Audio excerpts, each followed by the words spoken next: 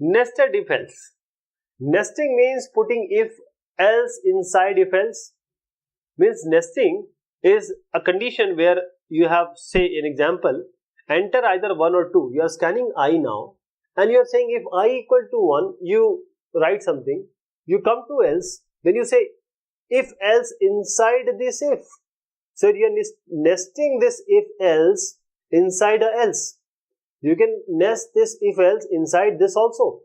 So this is nesting. We can have multiple if else's inside if else's.